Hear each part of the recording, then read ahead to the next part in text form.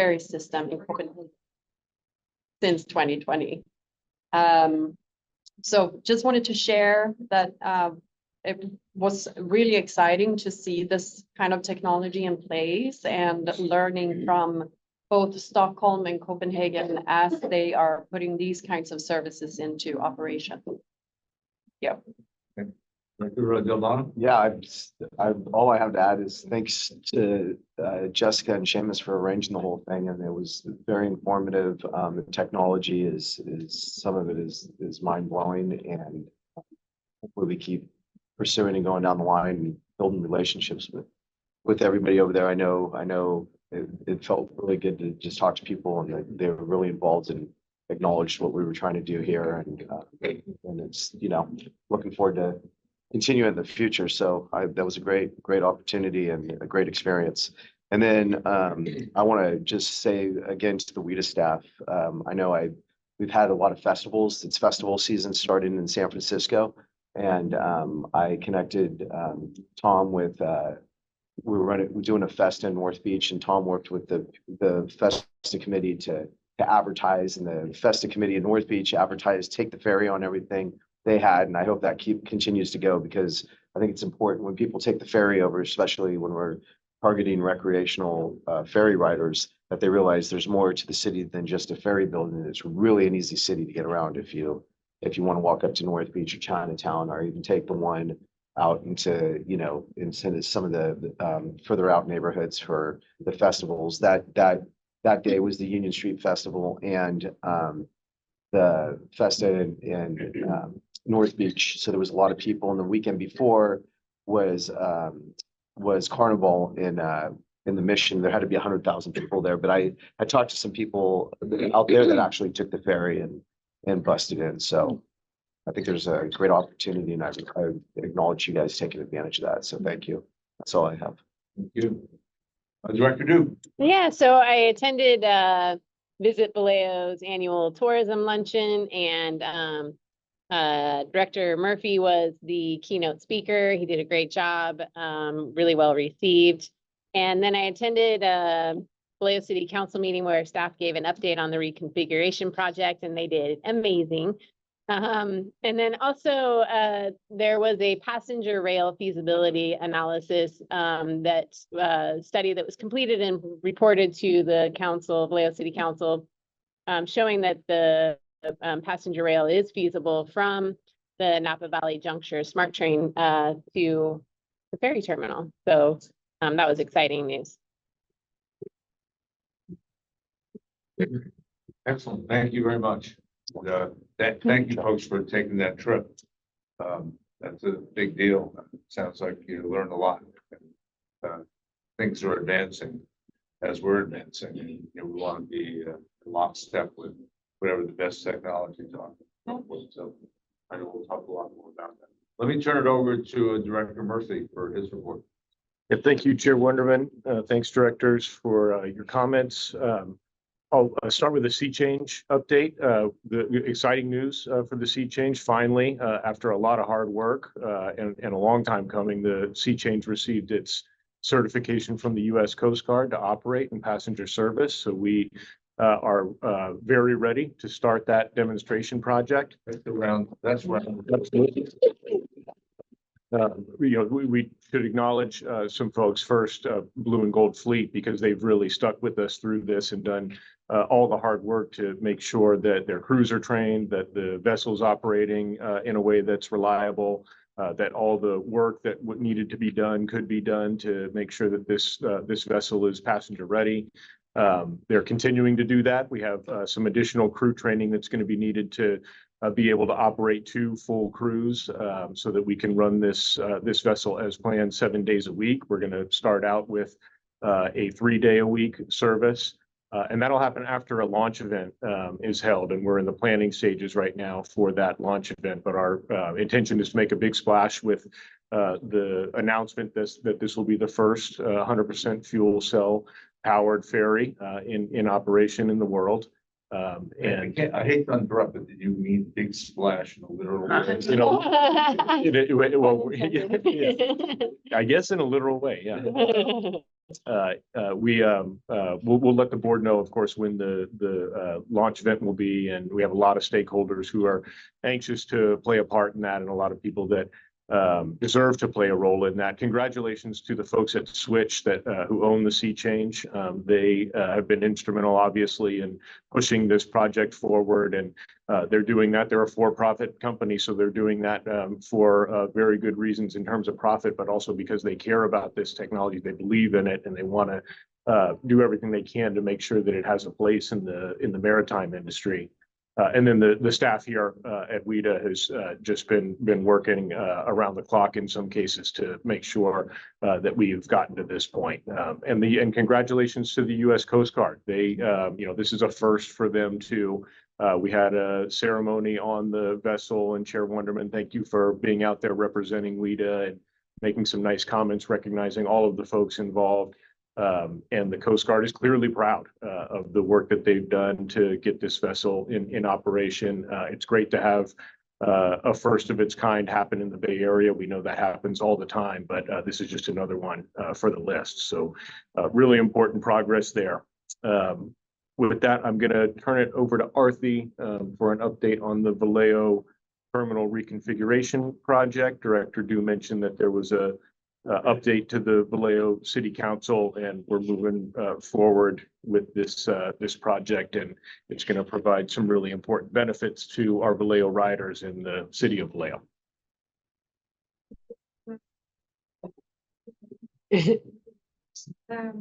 Give a quick update on the library. The proposed project is to reconfigure the existing terminal such that it reduces the maintenance stretching. So we released the initial study and indicated declaration, which is end of last month, and we have presented that update to the city for the study, and we received a positive feedback.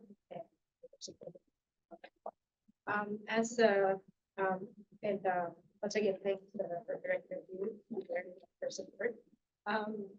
As a next step in this, after the release, there's a 30-day public review, and we will be all the comments that you received will be addressed. We'll be bringing it to the board in July. Testing for that. Following that, we will be getting.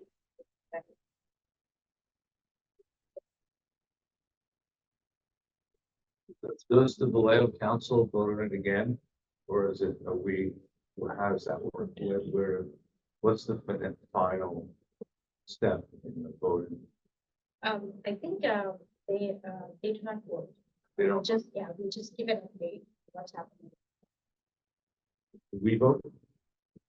Yes, we'll be bringing the line for it.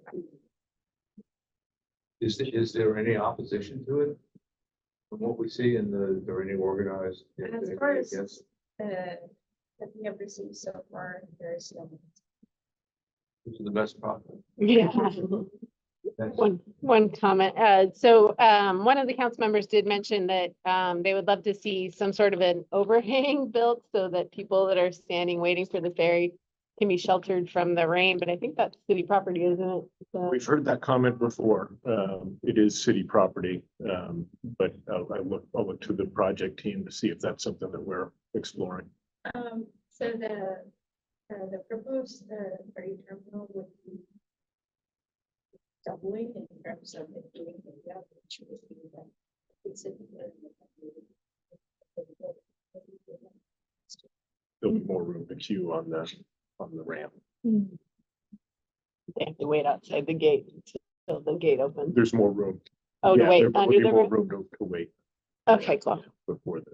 That'll be, yeah. Great, thank you, Arthi. Then we had a great Ferry Fest event. I've heard, I was disappointed not to be able to be there. I had some family obligations and couldn't attend, but I hear it was really well attended, and Tom Hall's going to give us an update about the Berry Fest. Just a couple of slides here. Really just wanted to show off some of the photos of the event. This was held June 1st at the Oakland Ferry Terminal in partnership with Jack London Square and a number of other partners. Mayor Sheng Tao came out. She's been to a couple of our events now, very supportive of the ferry service. You can see her there with Terrence and with some performers on the stage there. And of course, the main draw of free ferry rides for the community. This is the second Ferry Fest event that we've held. The first one was in Richmond in 2022. The idea is to get people together, community celebration at the ferry terminal, and offer some free rides. We want to build awareness. The first one was in Richmond because we had just recently started weekend service in Richmond and really wanted to build that up.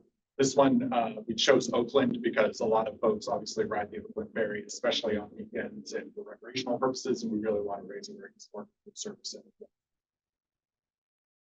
Obviously, we want to engage in the community. We don't just want to be there in the community. We want to be a part of the community everywhere we serve. And something that I've definitely heard the board say in the past, especially Director Del Bono, we want to ensure that every kid that lives in the Bay Area has a chance to get on the water. And so this is a really good way for us to be able to do that, offer free ferry tours on the waterfront, so that folks that don't have a reason necessarily to cross the bay still can get on the water. We estimate about 2,000 attendees at the event this year, similar to the numbers from Richmond a couple years ago. We had 1,400 riders on our free tours that operated throughout the day. Next Steps Marketing, who's our community outreach partner, did an informal survey of folks waiting in line for the free tours, and surveyed about half of those folks throughout the day. We found that 50% of the tour riders were local from Oakland. The next highest city on the list was Berkeley. About 11% of the riders were from Berkeley. So very local event. 40% of the people they talked to had never ridden the ferry. So that was a huge plus for us that we were capturing all these new riders that were coming down, getting comfortable on the boat, becoming familiar with the location of the ferry terminal, the free validated parking, the other businesses that are around there. We partnered with Rhythmix Cultural Works. On this slide, you see the Polynesian dancers that we brought out through Rhythmix Cultural Works. Did a great performance. Actually drew a lot of people just in their little circle that came to the event specifically to see them, which was very nice to see.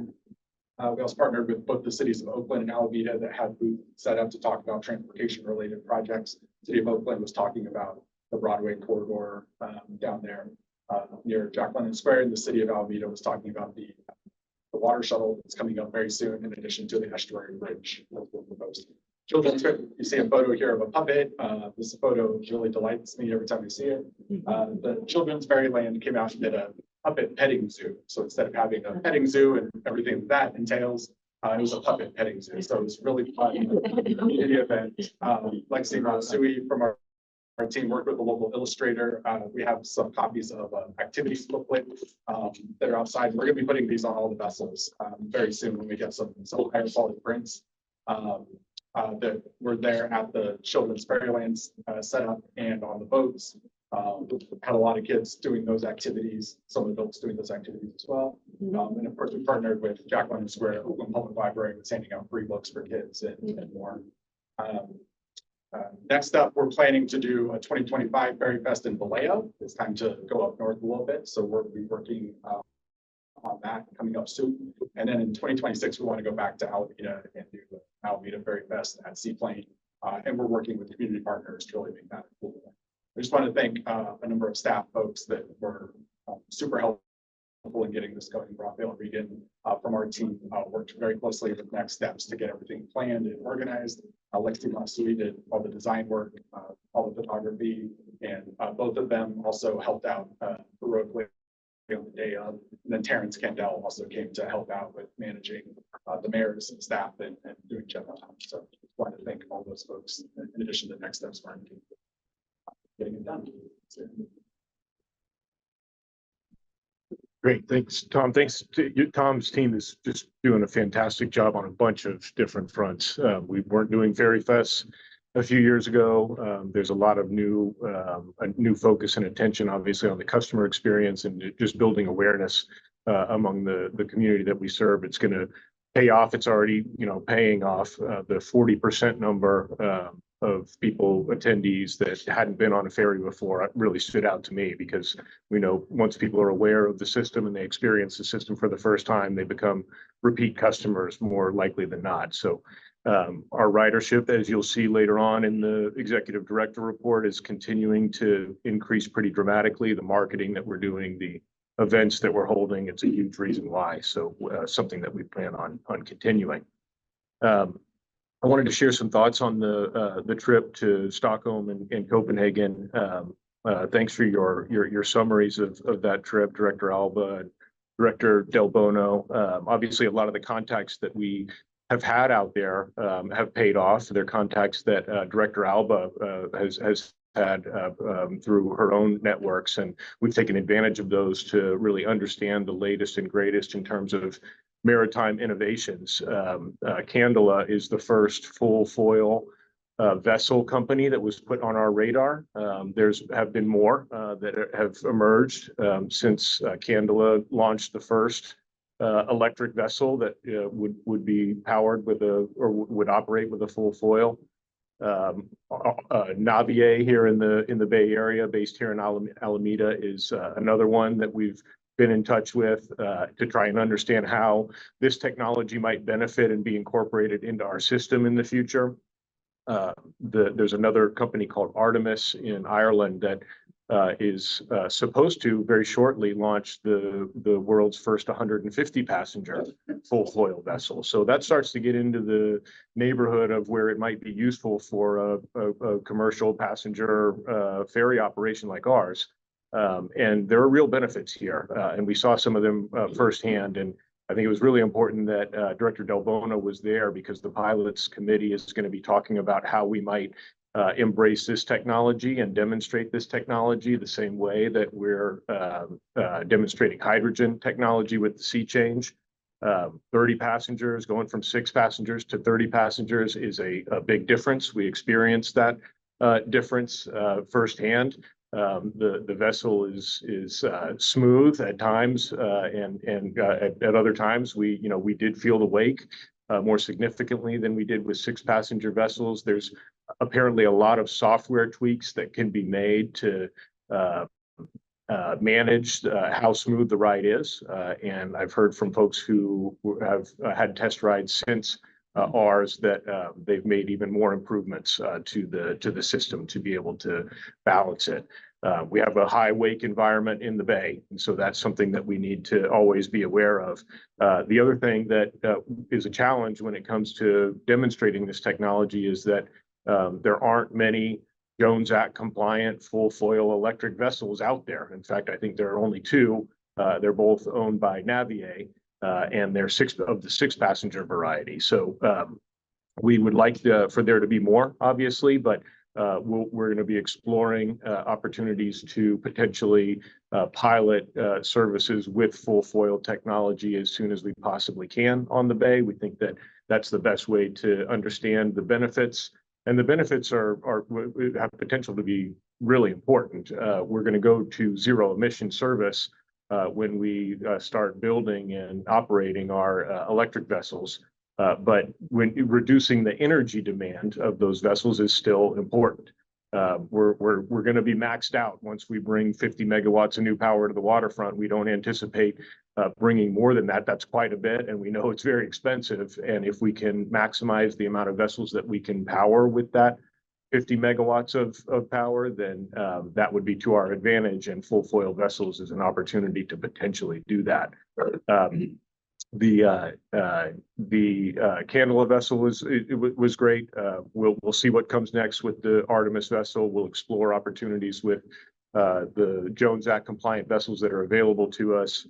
And it's really great that the Stockholm region they're being pioneers in demonstrating the Candela vessel on their own network, because that, even though we can't do that with the vessel, it's not a Jones Act compliant vessel. It wasn't built in the US. Having one of our partners at Region Stockholm do it on our behalf, share the data with us, will really teach us a lot about the viability and potential of this service in the future. We'll be doing some data modeling to understand and quantify the benefits of the technology as it emerges. So that will give us a good summary to guide how we might pursue it in the future.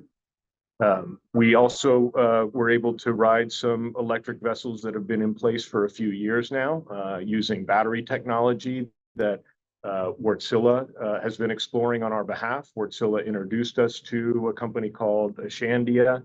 They're based in Stockholm, but their batteries are being used on the Copenhagen ferry system, and they're workhorses. They happen to be a battery technology called LTO, which is the same battery technology, coincidentally, that the team at Beacon, the Berkeley student-led consulting organization that we hired to do an analysis of battery technology, they recommended the LTO technology because it's very reliable, because it can operate so many cycles per day without degrading the battery in a significant way.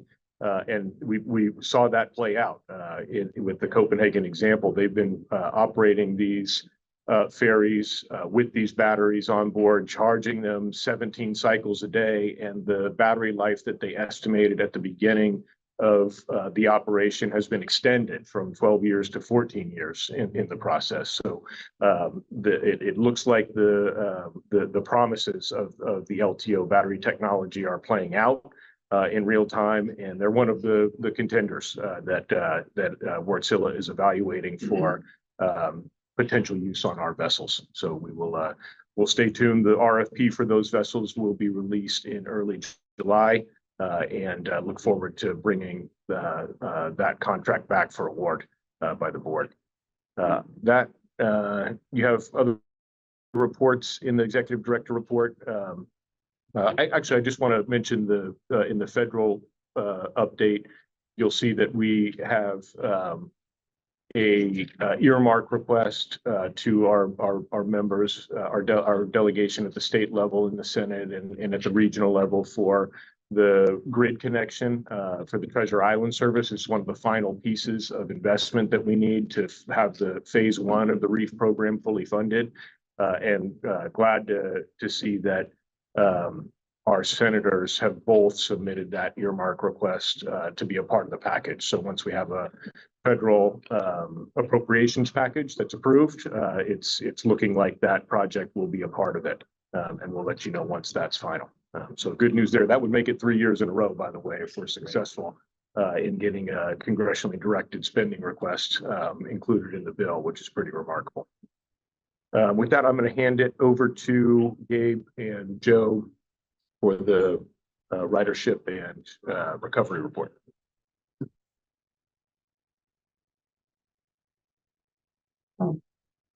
Good afternoon, directors. Just a quick update on system performance. On-time performance and service reliability continues to remain high in the first 5 months of 2024. Again, is outperforming the same period in 2023.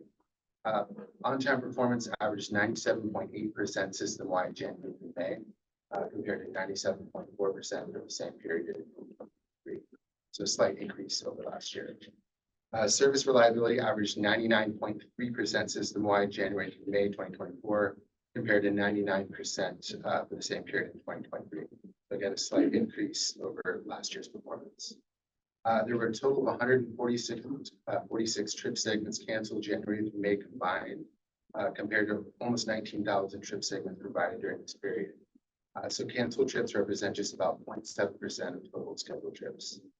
The number of canceled trips has steadily declined over the last 5 months, from 70 trips in January to just 5 trips in May. So with May reliability, it's about 99.9%. So steadily improving. Any questions? Here's the question. The numbers are off the chart. Good afternoon, Director. Gabriel Chan, Transportation Planner. So May came in really strong, I think. We came in with about 9,000 boardings of what we projected in the budget. So we're on track to finish the year out at or above it. I'd say, barring any cataclysmic events, we're going to hit that target. And then looking at kind of breaking down the commute versus weekend, we're seeing increases in both. The strong kind of weekend trips with warmer weather in the spring and summer season, and then our commute trips are still steadily ticking up year over year. That's good. And then we did hear kind of your feedback about the readability of the graphs that are in the packet. So we're working with our technical consultant to kind of make those more flexible. Right now, they're just kind of like pictures that the system outputs, but we're going to try to make them a little bit more flexible so we can actually adjust some of the fonts and everything there to make it a little bit easier on the eyes in the packet. But yeah, otherwise, nothing else to take questions. I thought they were much easier to read this time, so I don't know if it's my eyes or if you changed a little bit, it's just the size, yeah. Made the window smaller where, and then I took the Ah, screen grab and then Yeah, blew it up a little. yeah, that worked. Great, thank you, Thank you. fantastic. Okay, thanks, directors. That concludes the executive director report. I just want to say that the Berry Fest and these materials, I love it. I'm just a very scavenger hunt, like how much fun is this to be looking for? And I had trouble figuring out the route on the Take a Ferry ride. I was like, why would you do that? I love it. Absolutely love it. So appreciate all of the hard work on outreach, stakeholder engagement with our children, our future. And so I really appreciate that. Just fantastic work, everyone. Other comments from the questions on the staff report? Okay, thank you. We'll accept your report and we shall move on to the consent calendar. Item number 6, which has 6 A through F items. So I won't read through them all. But if any member of the board would like to remove an item for separate consideration, happy to do that. Any member of the public wish to remove an item from the consent calendar? Make a motion to move consent. We have a motion Second, and a second. Call roll, please. Chair Wonderman, Yes. Director Alba, yes. Director Bilbo. Yes. Director Hughes. Yes. Thank you. Item number 7, approve a revision to the administrative code to provide the executive director with the authority to issue solicitation. Yeah, thank you, Chair Wonderman. I'll take this one. This is there are a number of things that in the administrative code that probably need updating, that we know need updating. The admin code is a bit dated. It's responsible for us to update the admin code with best practices from time to time. This particular, we have been thinking and planning for a long time to bring a comprehensive set of changes to the board that would update the code all at once, and it's just really hard to get all of that done all at once. And so we finally accepted that we should just piecemeal some of these changes, and this is definitely the place to start because this particular practice in the admin code is not something that public agencies normally do. It's unique to WETA. And it does take a lot of staff time to be able to prepare an agenda item every time we do a solicitation. It may have been okay to accommodate this when WETA wasn't making that many procurements, and now we're going to be doing a lot of procurements over the next several years. We have been ramping up over the last few years. And so the typical practice in the industry and with public agencies generally is that staff will go ahead and release RFPs, solicitations for procurements. They'll be consistent with the budget that the board has already approved, consistent with the strategies that the board is familiar with and has adopted. And then we will bring the results of those solicitations back to the board. That's a practice that we're proposing the board approve with this change to the administrative code with one slight tweak, and that's that we will let the board know what solicitations are out there in advance so that you're not totally surprised when we come back and ask you for an award. You'll expect and understand what RFPs we're seeking in advance so that you can be prepared when we come back and recommend an award for those procurements. Let me stop and see if Steve has anything to add to that. Nope. So staff is recommending that the board adopt a revision to the administrative code to provide the executive director with the authority to issue those solicitations. So you make me curious as to the bigger, when you say, I mean, I think this is I'll take the motion on this item in a moment, but on the bigger question of the administrative code being kind of out of date, and there'd be sort of an interest in really kind of looking at it holistically, because potentially you just go, one after the other, and you end up with even worse administrative code, right? Sort of like the California Constitution.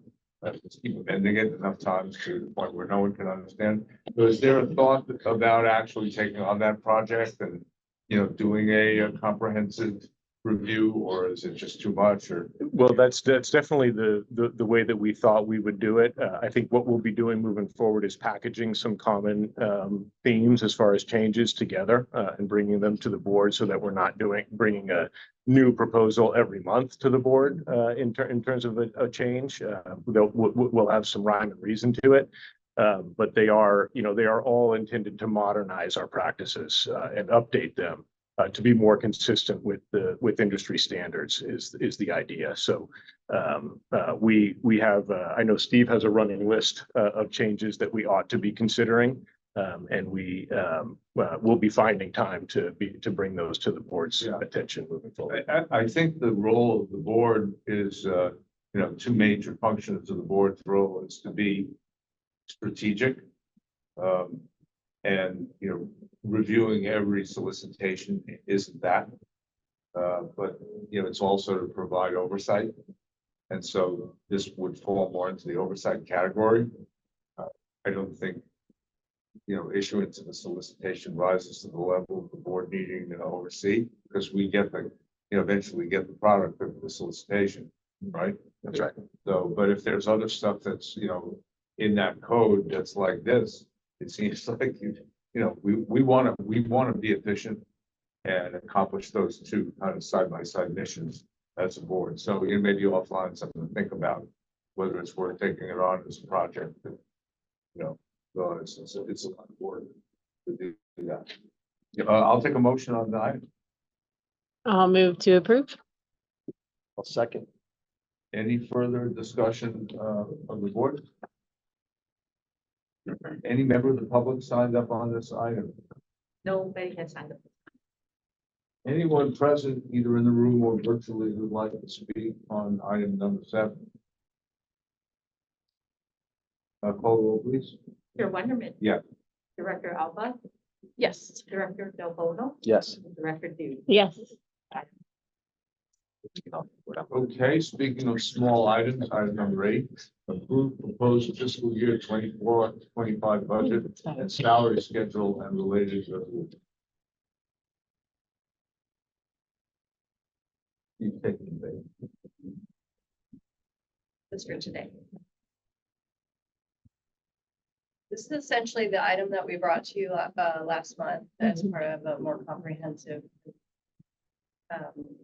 But I want to highlight for you today, today's goal is to approve the budget, which is balanced. But there are 2 changes from the presentation that I gave you in May. This is outlined in your staff report. The first change was a change to the cost of living adjustment provided to WETA staff. Previously, we had a 2.4 number in there, which was tied to the February CPI estimate, and we reevaluated the last 12 months and the April estimate and have adjusted it to for approval. That's reflected in the chart in the packet attachment C. The cost of this change is very minor in the overall $100 million budget. It was a $31,000 adjustment, and I feel like we absorbed within the budget that we salary items. The second change is a bigger, more substantive change from cost perspective. As we're working to keep up with our goals and our funding sources, we've realized that the Oakland terminal is really a central hub for our electrification efforts. So although we had it in our work plan for next year, we realized it needs to be moved up to the new fiscal year that we're approving today. So the Oakland Terminal Modernization Project has been added to the capital program with a cost of $550,000 in the coming year. The overall cost is currently estimated at $19.7 million. But the idea behind it is that terminal will really need to be not only upgraded, but electrified in order for us to maintain the same level of service that we would like to have, that we have today for the Oakland Alameda route. So that's been added to the capital budget, leading to that overall fiscal year number to go up just by that $550,000. So the total budget is now $158.2 million. Also included in the packet are all of the funding resolutions that you approve every year, basically mostly tied to regional measure 1, 2, and 3. Regional measure 1 is used for capital projects and almost exclusively to match federal projects. So it's usually those are 80-20 match projects in the capital budget. RM2 is used for our operating program. And RM2 numbers are still slightly below what is our statutory amount based on bridge traffic. So RM3 actually makes up that difference, as well as the difference in the fact that we've used all our federal that we talked about last month. So those resolutions, as well as the STA state transit assistance resolutions related to how much funding we're going to need, as well as the funding you're required for the STA State of Good Repair Program to identify the action project. So one of the resolutions includes an identification project, which is really just to use that money for water jet equipment so that we have enough spares on hand so that when a boat goes down, we have that equipment on hand. Just stop there. That's really the summary of how it has changed since last month. There. So there are actually 4 resolutions that we ask you to approve as a part of your budget approval. So, see if you have any questions. We take those individually or we take them as group resolutions? I think it's your choice. If you think there's a reason why there might be individual discussion or determinations, you're welcome to take them separately, or you could take them all as a package if that's more efficient for you. Support taking them as a package. Is that a Second. motion? Yeah, I'll make a motion that we take them as a package. Okay, we've got a motion and a second on that. There, Just for clarification, are you moving how you're going to consider them, or are you moving approval of all 4? I think we're on how we're going to consider. Okay. it. Yeah. Yeah. Moving Without, approval. without Moving any approval objection. on how we're gonna take them. Yeah. Yeah. So is there any objection? Get to that. Get one motion. Well, first, I want to thank you for the presentation. I know there's a lot of thought goes into this. We're glad we caught the Oakland issue. That's would be good to include Oakland. I ride Oakland. It's not just me. You're not the only Yeah. I was overall reading the material.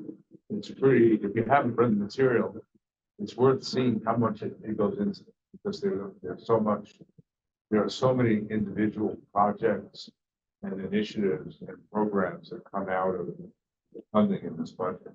It made me wonder a little bit, like, are we really, I know we're staffing up, but are we really up to doing all, can we deliver on all these different things, because individually, there's a lot of heady stuff in the plan that's reflected in the budget, so I'm not gonna take issue with any of it. It's a lot. Lot. Agree. Yeah. So that's good. I appreciated the mention of the development of the maritime industry as an objective, because I don't know that we've ever said that before. So we can appreciate that. I think I bring it up at every meeting, but I see what we're doing as a unique opportunity to really create something amazing here in the Bay Area. Because we're making such a big investment. Making a big investment, there tends to be, that's when you get people's attention. So I'm hopeful we'll be able to get the attention of the maritime industry when it comes to their determination as to where to locate facilities, shipyards, etc. Other comments from the board? I have a question, probably towards the director or executive, Seamus. So as we're going out for staff to get some more staff aboard, are we running into any issues with attracting because of salary? Or are we, because I know we set certain salaries, and I'm just wondering if we need to add more flexibility in there, or what's happening with that? So far, we are looking good for the positions that we're actively recruiting for and that we've already recruited for. We haven't had any problem attracting talent, and that's something that we're aware of. And if we do run into that situation, we would come back to the board and let you all know. And if we need to change the salary range that's included in the budget, we would ask you to do that. Thank you. That was a great job. That was it. Other questions, comments from the board? I have one other question. I'm always a little bit confused about regional measure 2 and MTC's determination of how much money we get. So can you explain that a little better? Like, is that a certain number, a certain number of people cross the bridge, and then we get a percentage? And are they able to give us less than that? Or, let's say the bridge traffic increases by 5%, we then get 5% more. How does that work? I'll defer to legal, but let me give you my understanding is that with each regional measure, there is new statutory language that identifies, or ballot language that identifies who gets what out of the measure. And it's divided up into different pots. So there, for RM2, for example, there is an operating program. And then there's language that says within the operating program, X% will go to the ferry, basically. And so it's really tied to the revenue that they anticipate receiving. And they give you an allocation based on their expectation. And then throughout the year, we're communicating on how bridge traffic do, I think before I arrived, it was just, we got the statutory limit of what we were supposed to get. But then COVID hit and bridge traffic dropped. And so they've been slowly inching that number up, but it's been very, very slow. And so it really is, I think WETA does get audited and they do report to their board, and I do check their reports to see what how their revenue is doing, but it is by formula, and it is, they don't just get to decide, they have to follow their formula, but some of the budget is determined by their estimates of what their year end is going to be. And then, but then, for example, here's a good example is that last June, after all the budgets were done and I was working on closing the year, and they're like, good news, you have an extra $1 million. And so I was scrambling to kind of move money around and unobligate the federal funds that we were spending. And so sometimes year end, there's a little bit of a scramble. So they are on it, but it's, yeah, Steve, does that basically? While I appreciate your deference, I don't have anything intelligent to offer about how the RM2 revenues are calculated by MTC. I would have to look into that and get back to you. It's not something I have. at the top I of my know head. at Bay Area Council, we, you know, and I don't have any, anything definitive, but, we've been reporting for some time that bridge traffic is at least very much approaching pre-pandemic level. So I don't know whether that's, is that just something we say for some reason that isn't true, or maybe that has no effect on how much it is, but, it's, I just want to make sure, obviously, we're getting, the funds that the motorists who cross the bridge and pay the toll have an expectation under the law that a certain portion of it is going to go for water transit, and that we get that. Yeah, I'd be happy to talk to WETA and the people at MTC and get some more detail on bridge traffic and bring that back. Yeah. For sure. I mean, if we think there's a discrepancy, we should raise it. I think. Don't. Fine. Okay. I don't have any reason not to believe that, but I'd be happy to ask and get that data. Okay. Again, back to the board. Any other thoughts, comments? Members of the public, item number 8. If anybody signed up on 8? We have one time, Mr. Babu.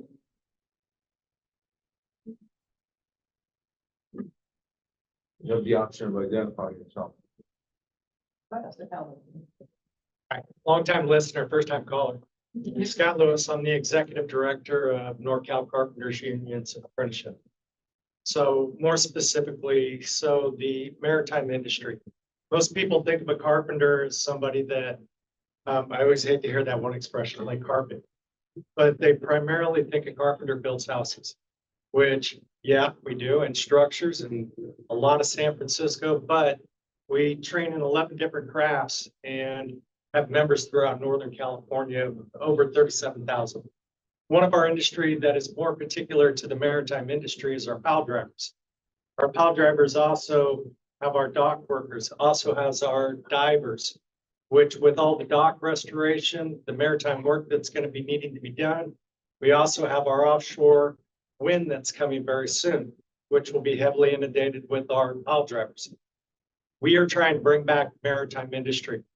We are looking for a location in San Francisco Port in order to build a brand new dive school, as well as our maritime training, sea survival, skip training, and well as partnering with the IBU. I saw Marina just got online, which met Marina down in San Diego. We understand it's going to take a partnership of organized labor to train a workforce for the maritime industry and be able to prepare a workforce for maintaining, preparing, operation, as well as the construction of these electric vessels. So the carpenters want to be involved in it. We understand that this industry is changing. The waterfront needs improvement. Carpenters want to bring their presence back where carpenters, the shipbuilders, more or the shipwrights, which was an industry very powerful back in the 1800s here in San Francisco. We want to revitalize the rebirth of the shipwrights and be part of the partnership with the ferry system, with the Bay Area Council, with Bay Crossing, with the IBU, and any of the other organized partners that are looking to improve the San Francisco Bay. So I wanted to be here to present, offer what we actually have, what our plans are in the very near future, and how we can possibly partner with the Bay Area Council and the other entities in order to revitalize the rebirth of shipwrights and have some type of part in bringing these electric vessels in even faster than what it's projected for now. And thank you for your time. Thank you. Appreciate your comment. Anyone else signed up on item number 8? No, Your name was just used in A name vain. on the Melanie. Okay. You got a name up there. Oh, great. Josh Garcia. Yeah. Okay, one moment. Thank you. Go ahead. Go ahead, John. You're on mute, Mr. Garcia. I think I can. There we go. All right. Good afternoon. My name is Josh Garcia, as it was said before, from the NorCal Carpenters Union, also in Pile Drivers Local 34, in full support of WETA's transition to zero emissions. And we also support the Bay Area's Council's vision and efforts to bring vessel manufacturing to the Bay Area. San Francisco, as Scott said, has an old history of vessel building, and this could, like he's mentioned before, have the opportunity to revitalize that industry back in the Bay Area.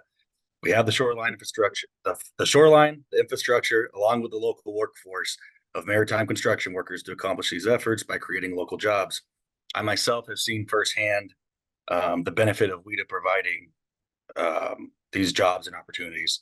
Having been part of the construction workforce on San Francisco's Embarcadero's 3 new ferry building terminals through Power Engineering Construction Company. Just hope you keep these comments in mind as you guys move forward in your zero emissions transition. And thank you for your time. Thanks. I think it's very exciting to have it here. And, it's an opportunity. It's an industry that was the defining industry of the region a couple of generations ago. And, we managed to let it slip away. And, I think this gives us a chance to see it slip back. So anything we can do, I think, can be helpful. My suspicion is we need some help from the state of California to encourage this. And, we should be thinking about what is it that we do need in order to become competitive with areas of the country that are, already make ships, which we're not doing today. But which we'd like to do in the future again, and all of the support. We mentioned the waterfront. It's all tied together. At least in my view, the water transportation isn't just to connect one side of the bay to the other. It's really to help develop a 21st century high quality waterfront experience where people can access the waterfront and enjoy it and I think, be part of the Bay Area that's been made more difficult to be part of over time. So I'll leave it with that. Any other members of the public on this item? Yes, Marina. Marina?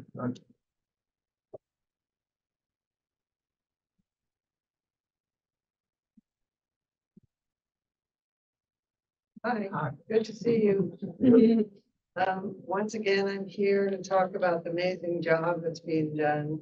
This is something we worked on a lot of years, and it's always amazing when I come down and see all these boats. I mean, we started with 2 boats.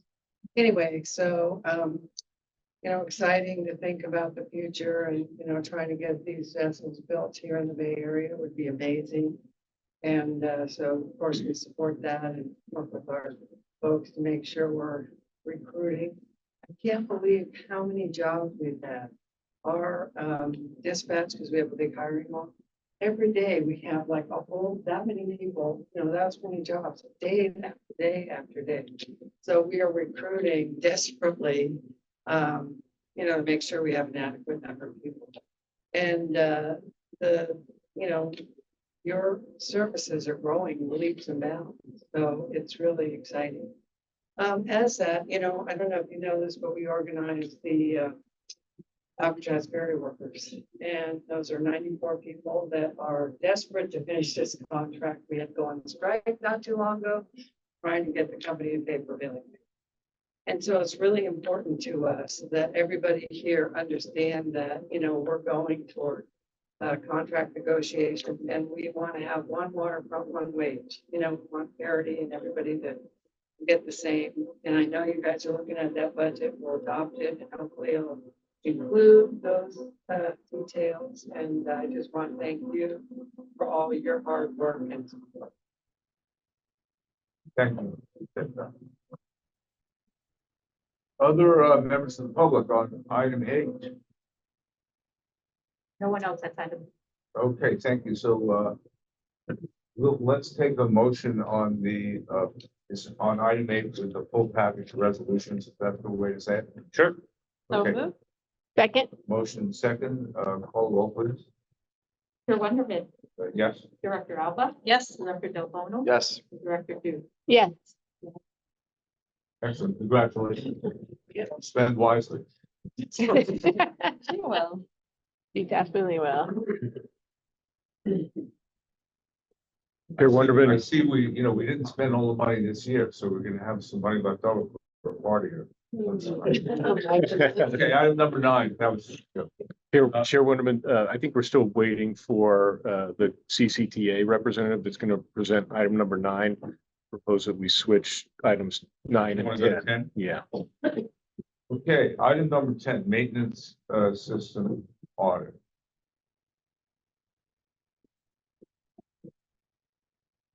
Information item. Director Wonderman, board members, I'm Jeff Powell, Engineering Maintenance Administrator. Good afternoon. Thank you for allowing me the opportunity to present this important topic. Arguably, one of the most important parts of the successful audit is what an organization can find value after conducting the audit. But before we get to that, let me start by how we got here. One key contributor to maintaining a high level of efficiency to our customers is keeping our vessels safe, reliable, and in operation. Although we describe a very high level of on-time performance, there are occasional issues on our vessels that negatively impact our ability to complete a trip or segment. As these arise, and in the past, we provided examples of why services were missed. Often I'm up here explaining it's a water pump or a fuel pump or a critical sensor. First, I assure you that during these instances, safety was never an issue. In explaining these failures, we heard you loud and clear when you actioned us to look deeper into why we were missing these trips. In return, we committed to have an independent audit performed on our maintenance system. We engaged a third party to perform an audit. This group has experience in performing audits with similar operators and similar maintenance systems to ours. I'd like to introduce Teresa Fielding with LA Bay Design Group, who performed the audit. Hope she can walk you through a couple of the steps and processes that she undertook in this task, and then I can close with our action forward addressing the recommendations.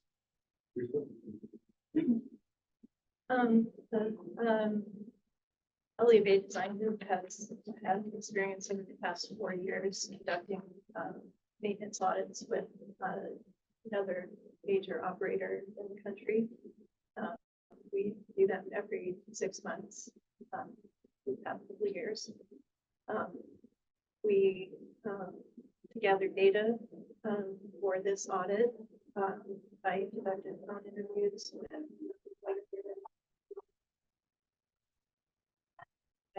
site visits to North Bay operations and Central facility. And for the floating facility, the workshops, pool rooms, all the places that people accomplish the work.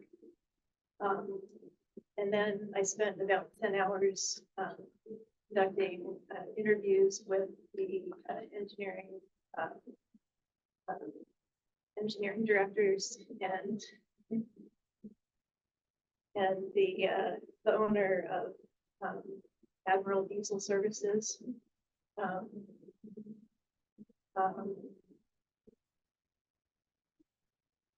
Let's see.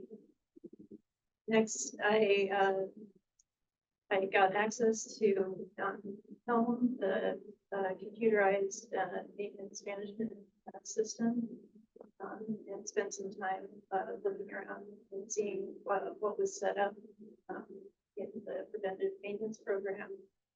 Then also looked at what maintenance had been accomplished and how that compared to the KPIs that have been set for doing.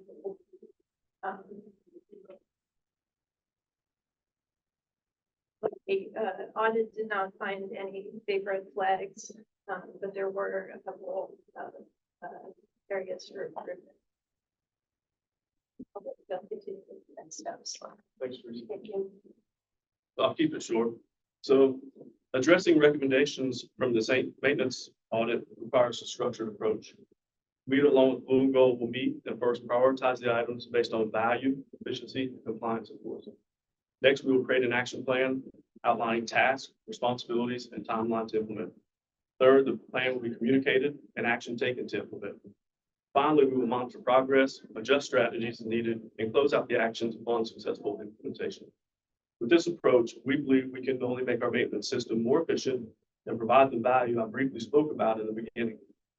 With that, I thank you, and we're open to any questions or comments you may have. Thank you very much. Appreciate it. And, I thought it was really appropriate moves. We did have a period of time where we had a lot of vessels breaking down. And that this sort of came out of that. And it's probably just good practice in general to have an outside party and take a look at your practices, although it can also be a little unpleasant. You mentioned that there was no big red flag in this, so I don't know if that's sort of an industry term or how to take that. I know, I had an MRI done, a couple of MRIs done, and I read the report, and it just sounded really bad to me. There's stuff in there, but then when the doctor said, the surgeon said, well, those things, they never sound good, but those things are like normal things we find, and I guess he meant old people like you. But it still didn't feel that great, reading all that stuff that I didn't really understand, like I really didn't understand this.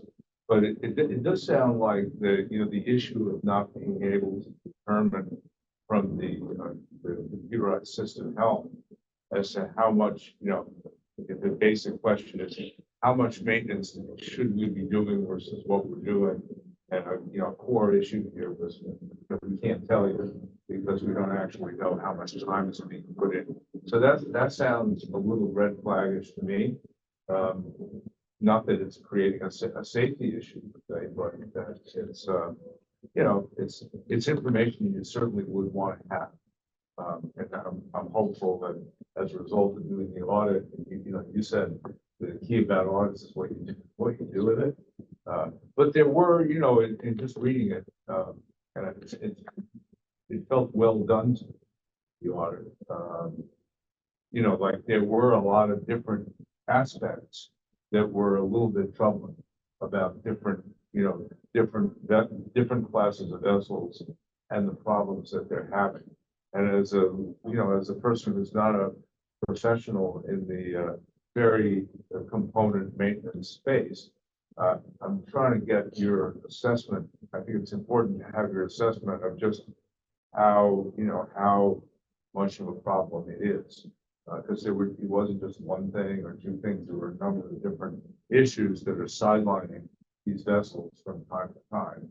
And so I just, I realize it's a rather subjective question, but what's now as a recipient of the audit, what do you think is the level of the problem, and what do you think we need to do differently?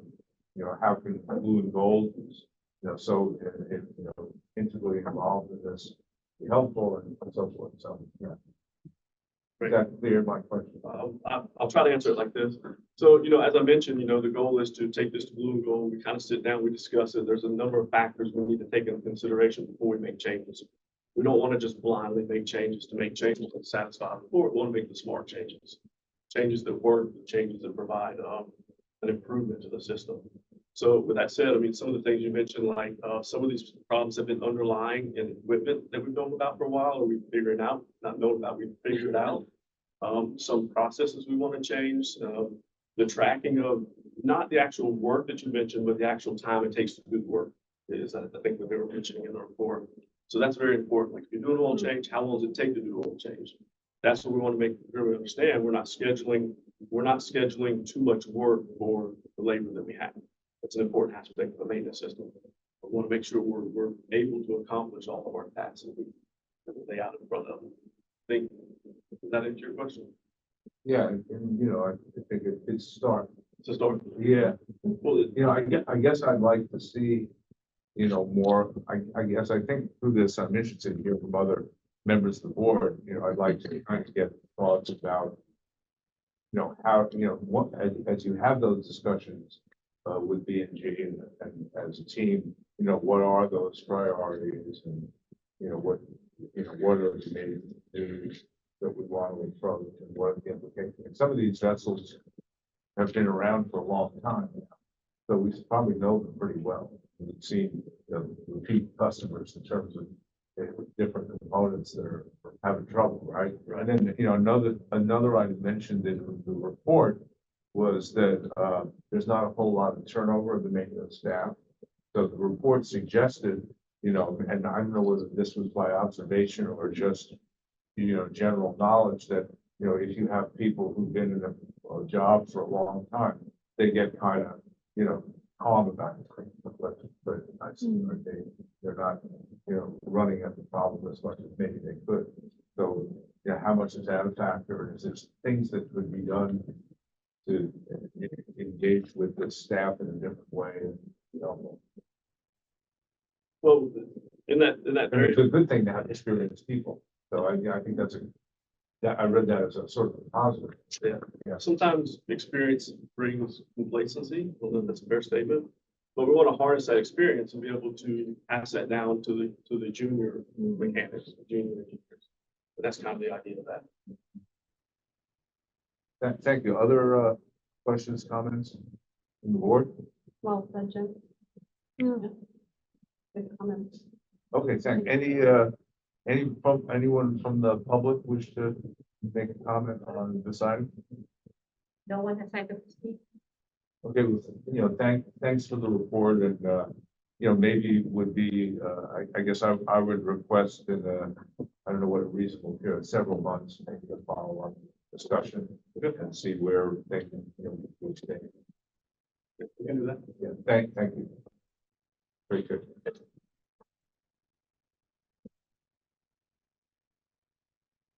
While I was saying that, I got a call from MTC. I think they're hearing what I was asking before about regional.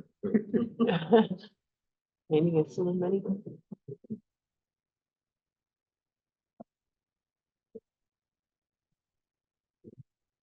Are we headed to item number 9?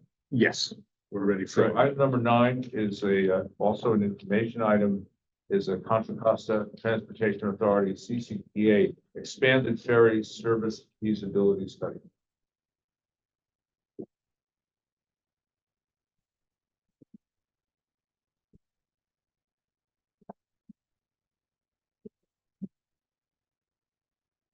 Good afternoon, Board of Directors. I'm back again here. So this item is to discuss the recently completed CCTA ferry expansion feasibility study. So just a little bit of background. The study started in spring of last year and examined the feasibility of expanded ferry service in Contra Costa County. It was a joint effort between the Contra Costa Transportation Authority and various cities in Contra Costa County, as well as WETA, who was provided support on the technical side and the cost estimates. And then here with me today is Ying Smith from CCTA, who will be running the slide deck with you, as well as one of the consultants, Tori Naki, who is on the Zoom call from I just wanted to reiterate kudos to Ying for all her hard work on the study. It was a very lengthy process. There was a lot of work that went into coming up with the cost estimates, coming up with all the outreach and engagement that had to be done. And I think we ended up in a really good place with the final report. So the report's in your packet as well, and I'll move over to Ying. Okay, good afternoon, Board of Directors. And can everyone hear me? Thank you for inviting me again. As you mentioned, I'm Ying Smith, the Director of Moving and Programs at Contra Costa Transportation Authority, CCTA. So I'm here to present the final report with you. And first, this is the outline with like a few items also. It's a 1-year process with from the beginning to the end. And we touch on a few issues with the idea of fair expansion to Eastern Contra Costa County. Then, as Gabe mentioned, this is a study we did with partnership with 4 cities in Contra Costa County, going from the west to east, Hercules, Martinez, Pittsburgh, and Antioch. WETA staff is really a very important partner. Your planning team has been very, very supportive. So want to start out on behalf of CCTA, we want to express our appreciation and for your support and guidance and your input in the whole process.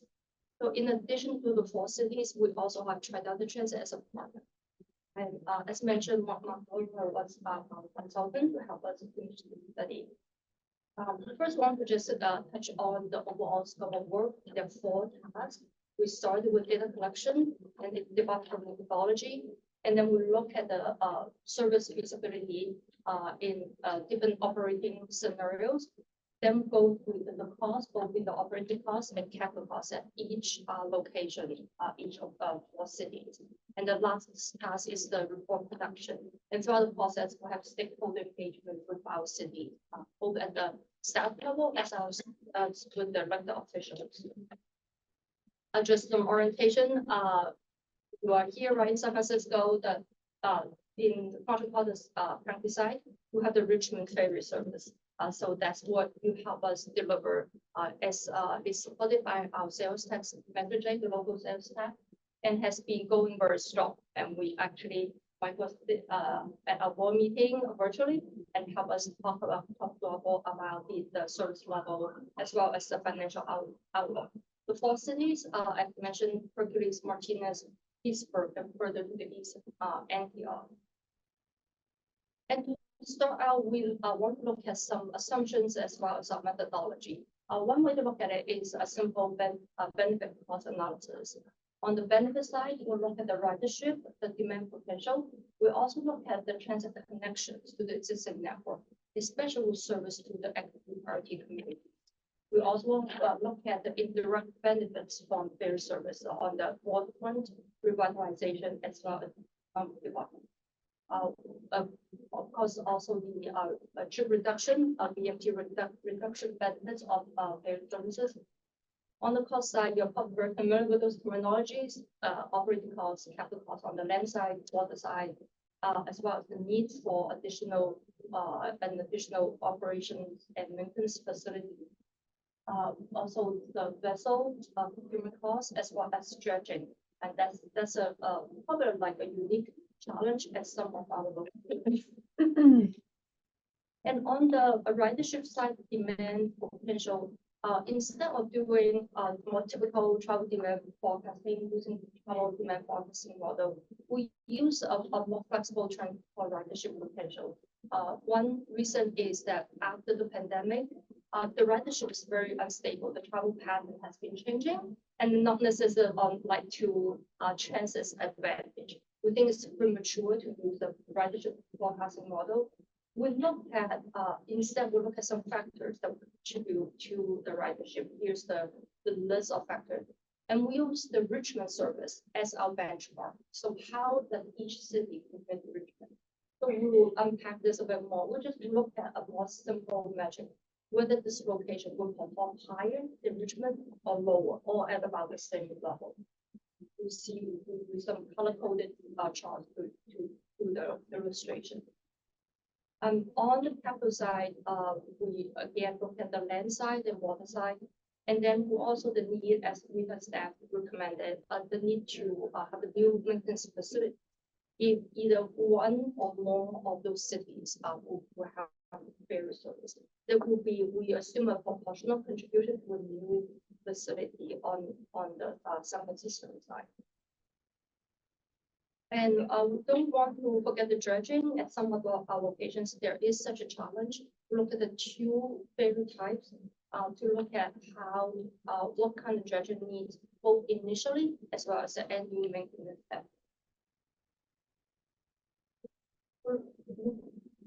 Let's talk a little bit about how we develop the service scenarios as well as operating costs. You're very familiar with how it works. Like there are many ways you can divide to run the service.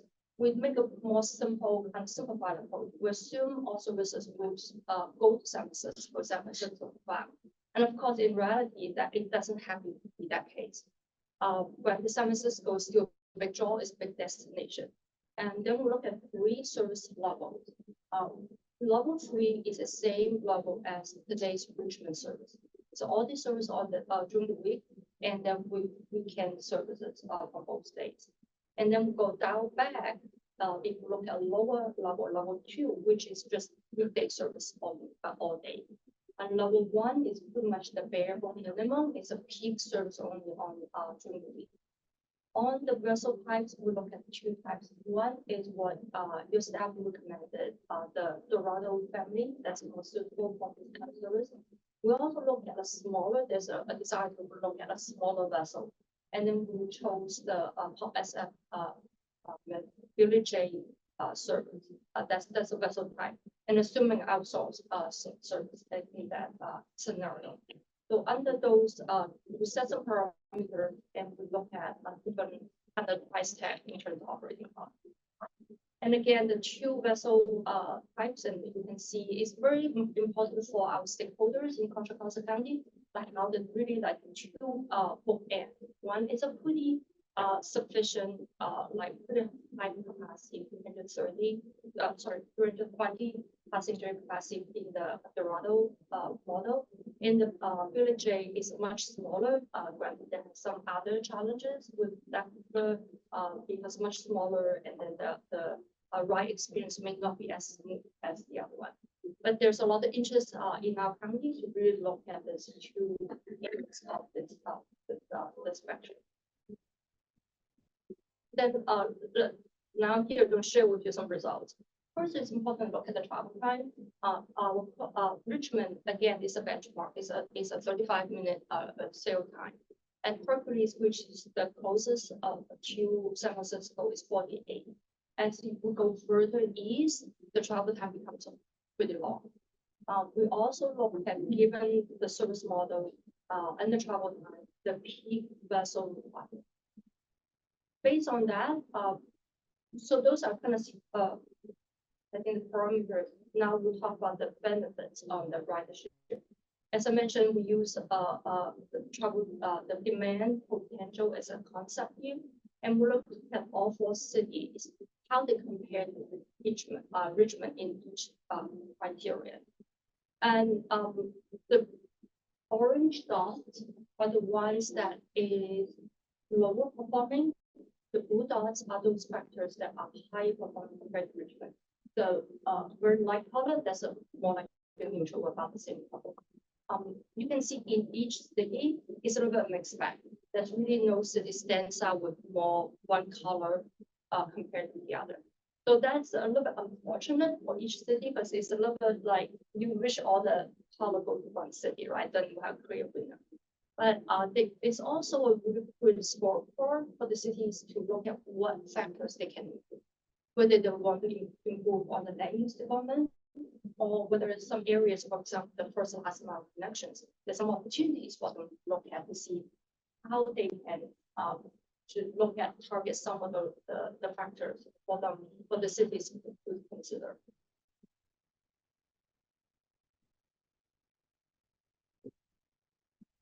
Under the benefit.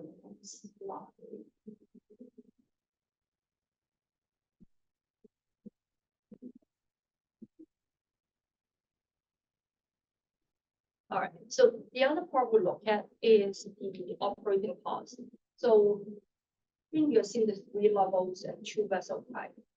To summarize it, if we look at the WETA Dorado vessel, the annual operating cost range from about $16.8 million to the highest is $65 million in Antioch. When we look at using the Pop SF model vessel, is about 10.6. That's the lowest. That's in Hercules, and the range high as 0.7, 0.4 million. So this is a matter of travel time and distance, right? So this is how you know this better than I do. It's just the closer the city, the more kind of the more of the fiction, the effective in that scenario. Then we have costs, capital costs for all city. I'm going to just talk about Hercules. And so in this case, we look at The total terminal cost will be at roughly $60 million. That's on the higher end. And what is unique for Hercules is there's a initial dredging cost as well as the annual dredging maintenance cost. So that really add to the total cost of Hercules. And then we also pull out the vessel purchase cost at about $76 million. So this is like on the capital side, how much does it cost for city to start the service? Granted, the cost estimates are built on a pretty preliminary level. So this is more like a figure for all stakeholders to consider. But if any city would like to proceed with fair service, there are additional engineering work as well as environmental plans they need to carry out. And then I'm not going to go to each city. So that's like an overall look at the benefits of our cost. I want to just touch on the stakeholder engagement. We have many meetings with our stakeholders, and we receive many comments because there's a strong interest among our stakeholders. We presented to the CCC Authority Board in April. We also presented to the city councils at Hercules as well as Martinez. And they really appreciate the details in the study and also show a lot of interest overall, even though they know it's pretty challenging, the cost is pretty high, but they show a very strong level of interest, especially interest in looking at the pilot. So that is probably our next step. So I'm going to turn it over back to your staff and then so we can discuss the pilot. Thanks, Ying. And second, what Gabe said, it's been wonderful working with the CCTA staff. You've been very thoughtful and very thorough preparing the study. And just want to acknowledge that we hear as well, there's a lot of interest from your partner cities in ferry service in Contra Costa County. And this is in fact the second study that we've done at a county level. Oh, sure. Is that you do you want to step over there? Yeah, that's fine. There's a similar study done in 2015. And it had some very similar conclusions. There are some significant obstacles that exist in implementing the types of service that WETA traditionally operates to these locations. A lot of them relate to travel time, water depth, and potential demand with the size of boats that we operate. So we did a first study in 2015, identified a lot of the same types of constraints that were identified today, and that was a kind of a dead end at that time. Like we've committed to in the business plan, for projects where we have interest, we will periodically restudy them. And so this is kind of that process in action. And so we've restudied it and again, come up with some of the same constraints that we found in 2015.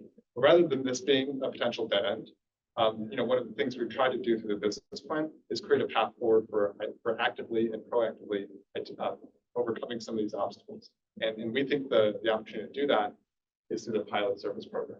And this is an opportunity, like we've described in the service vision and expansion policy, to test new technologies, to test markets that may be emerging, and there's not a lot of good hard data in terms of transportation modeling that demand would be there, to test these on a limited term, limited investment basis. And so we've kind of briefed our partners at the CCTA and in the cities that these opportunities exist, and the opportunities are represented in the set aside funding that we have on an annual basis to seed the pilot service program. They're founded by the creation of the WETA board subcommittee, including Director Del Bono and Director Du. That's kind of giving staff guidance in terms of which projects to prioritize. And in discussions with the subcommittee, doing a pilot service pilot project in Contra Costa County is a priority in the near term. And then lastly, just continuing the relationship we have with CCTA staff and the partner cities to explore these opportunities. And so just want to reiterate that the results of this study, they're not a dead end. We're going to continue to find ways to potentially find ferry services that work, find services that are feasible, that meet WETA's overall system criteria for expansion, as a path forward for service and confidence. So again, a lot of thanks to the whole project team, the CCTA staff, as well as WETA staff, Gabe, our former intern, Milwani Bixler, was very involved in this study.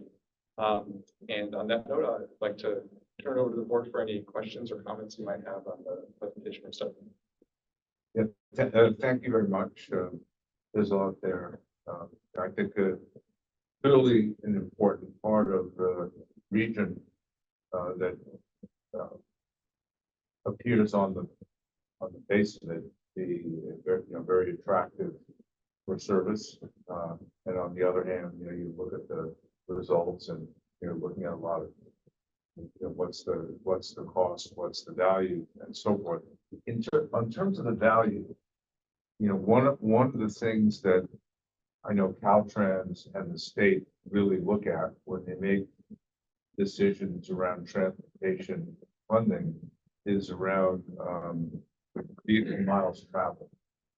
And so I was kind of wondering why, if or why not, that wouldn't be included as a factor, because, these various sites would probably differently impact, I mean, if the goal is to get cars off the road, which I think is our goal, and not using freeways and roads as much, which of these sites would do better at that?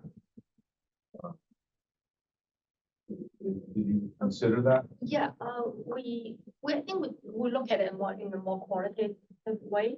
Because we assume ridership is a reflection of BMT reduction, because when many people may take some people may take ferry as a recreational trip, but many of them actually do commute, right? That's how they get to school and work. So we see it as like the higher the ridership potential, the more BMT reduction that the service can realize.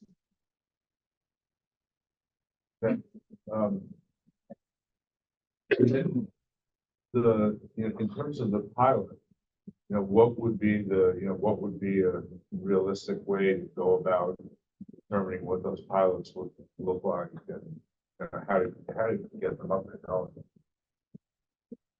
Yeah, so efforts are already underway, and Ying's already presented the results of the study to the CCTA board, and they spoke very favorably about the pursuit of a pilot project, even going as far to mention Martinez as a particular site that might be of great good potential to explore. And so we've made progress on the front of dealing with the county and the city of Martinez and potentially gauging their interest in the pilot project.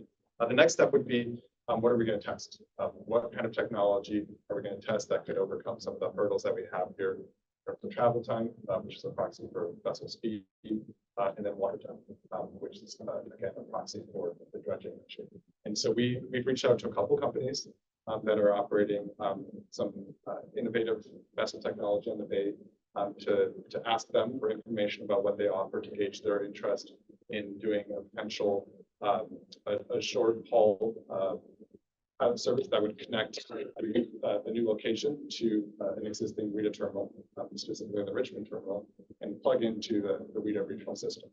So we the opportunity to test it again on a limited investment basis, see if these new technologies that we don't have a lot of operating information on can potentially address some of these larger hurdles that we've said. Why, not that I think it's a bad idea, but why, it was interesting to see when you put in the color-coded yay and nays that it wasn't really clear that any particular destination had a big advantage over another, but why Martinez? Maybe I can. I know Martinez has shown a lot of interest in this, but so as I guess some other. Yeah, I think there are a few areas, like one is it's a reasonable distance to San Francisco compared to once you go over to Pittsburgh and it's quite a long distance. And Martinez is also the county seat. That's quite a bit of job opportunities. And the city has just actually at the same meeting when I went to send the report, they adopted the waterfront land use plan. And so city has done a lot of work to really prepare the waterfront to activate it with economic development opportunities and housing. So they do have some first last mile connection challenges, but that can be, solved in the other creative ways. And the other side is really the Martinez City Council is really aligned to support the pilot. They show a lot of interest. They ask me a lot of questions, how they can position their city to be the front runner. And so it's actually really good to see that we have the engagement and that kind of commitment from the local agency. Question, comment, I may have a couple more, but comments, questions from the board, Director Delmar. I mean, I think Martinez obviously would be the starting point. I'm just kind of curious in the survey, when you do it for Contra Costa, are you taking into consideration that people that would drive in from the San Joaquin Valley to use Antioch or Pittsburgh? I mean, is there a way, I don't know how we capture that, but you have Rio Vista, you have the San Joaquin Valley, people are driving in, a lot of people are driving in from the San Joaquin Valley, especially I know on the construction side of things. And I know Vallejo, the construction workers, were a big part of our ferry ridership during COVID, especially right after COVID. So I'm just curious, is there a way to also look beyond Contra Costa at the ridership that might be out in the valley that might be willing to, drop their car off and come by boat to San Francisco or some of these other locations? I guess that's one of the questions. Yeah, I think that's a really good point. Like besides, like from Central Valley, besides driving, actually Martinez is also capital corridor station. I mentioned that's a really plus for them. I think if we decide like collectively to move forward the pilot too, and we need to dive a little more deeper. We really want to hopefully by then there's a ridership model that we can rely on that will take into consideration of a bigger draw, right? Because with our limited study and knowing the model is not quite at the right time for us to use, but once we go into a specific location, that's what has to be done. And travel demand forecasting model can take into consideration the people who may drive or take Amtrak and then get on ferry to come to like Richmond or San Francisco. So we will have a more robust tool to capture that kind of demand. So I guess one of the things, I mean, we can talk about more in the committee too, but if we're going to do something like this and study that, I would really want to collect a lot of data, not just for who's riding the ferry or the technology side of it, like who are potential riders out there that we can bring into these. Yeah. Absolutely, Andrew. The necessity for the timing and the budget of this project, we didn't have the resources to do a lot of quantitative study of the ridership demand. And we can certainly do all the things you mentioned as we serve on a project and get as many data points as we can. But I think one of the things to acknowledge and one of the goals of the pilot service program in general is the models have limitations. Yeah. And particularly, in our department's experience, planning new projects, these models just aren't always as sensitive as we'd like them to be to ferry ridership. And this has been one of the experience in the North Bay too, when they've done ferry studies along Highway 37. There's a sentiment that there would be a lot of people that would be interested in using ferries, but the regional models that the counties that MTC uses, they're just not sensitive at that level to pick up that potential demand. And so, when we say, when we talk about the goals of the pilot service program, obviously, I think the objective to test new vessel technology is fairly straightforward. That's, an instance where these are new things that there's no operating data on. But the other component of it, the assessing emerging markets, part of that, part of the goal there is to address this limitation model, where we think that there might be demand for ferry service that the models aren't picking up. We have an opportunity to put a version of the service out there, see if these people that we think would use the service actually come and use it, and have that information kind of inform the study for more. So I totally agree. I think if we build it, they're going to come. Like I'm behind that 100%. What I'm asking more so is, as we're doing this and we're spending money on these pilots, I just want to be able to think about how we're going to capture the data, the people that are getting on the ferry or that, you can potentially drive there through marketing and stuff like that. Right. That's more what I'm getting. I mean, I think tomorrow I'm having a meeting at the Richmond Field Station, because we've been thinking about it. We've got this piece of property owned by the University of California forever, that it's not being used to great potential greatest purpose. And I think in the way we've done things, for good reason, we tend to think of places like Richmond as a point of embarkation. You go from Richmond, come into San Francisco, you go back. But, I think, maybe the way things are developing today, maybe Richmond is as much a destination ultimately as it is a point. We can go to San Francisco.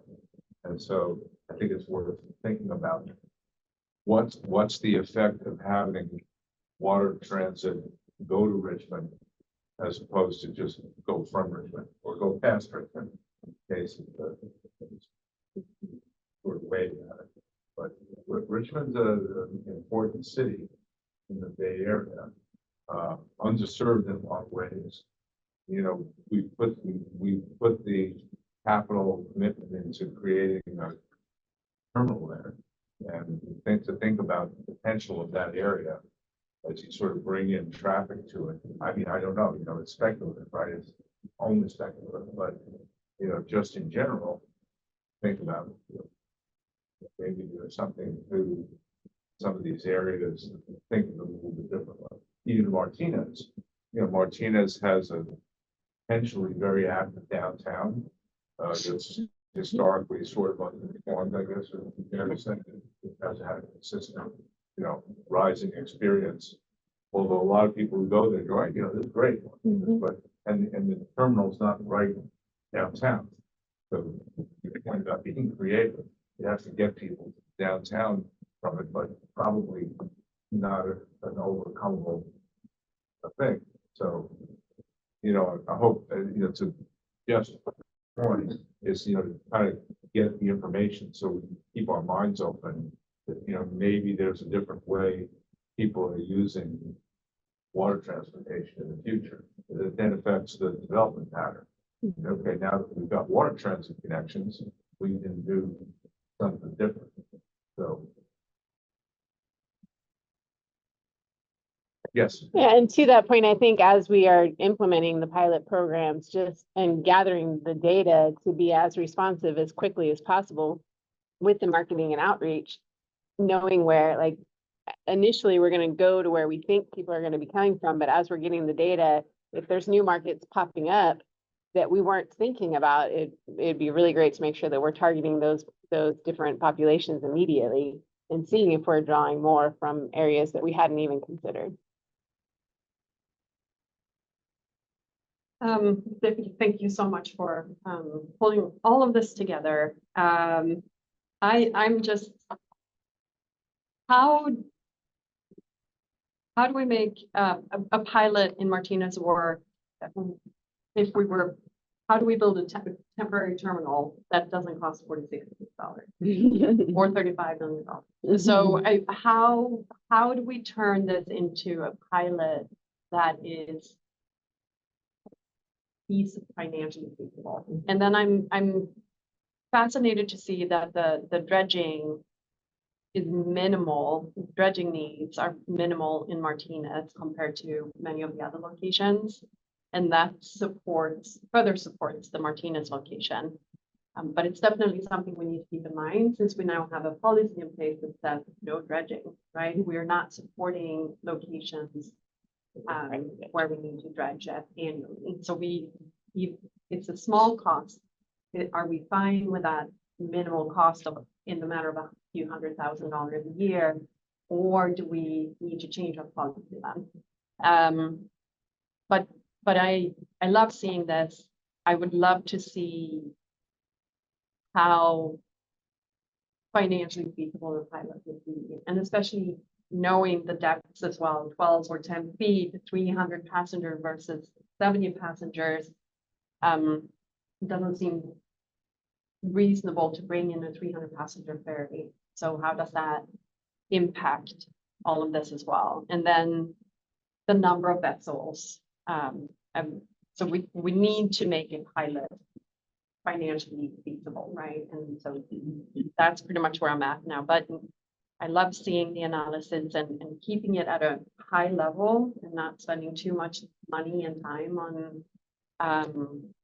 on getting into the nitty-gritty details, because we can see that it's going to be really hard with the current technology and the current depths of our vessels, even the Prophet vessel, right? To come further in. And then one final question is restricted speed limit in the strait as well. What would be like the speed going in from beyond Martinez into the eastern location? Within the, like the strait. Yeah. Yeah, and that's gonna be one of the things we need to explore as we get zeroing on a specific project. Yeah. Because the opportunity in a lot of instances, and this is an opportunity with sites like the estuary in Oakland, the Mare Island Strait. Yeah. Is the restrictions in those areas isn't necessarily a speed restriction, it's a weight restriction. Yeah.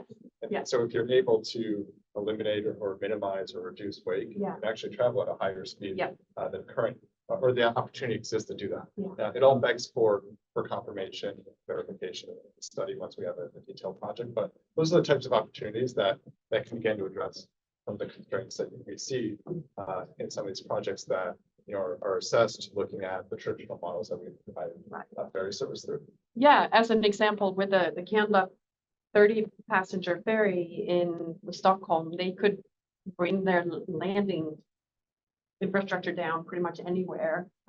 And because it could go both up and down and so you wouldn't need a massive ferry terminal, right? It would be something smaller.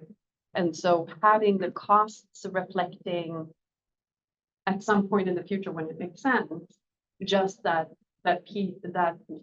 stretch between Martinez and Richmond and the type of vessel technology that is more feasible in order to maintain higher speed, have lower weight, and having even lower needs for dredging would make it more attractive, right? So how can we make that happen? And yeah, so that I'm gonna stop right there.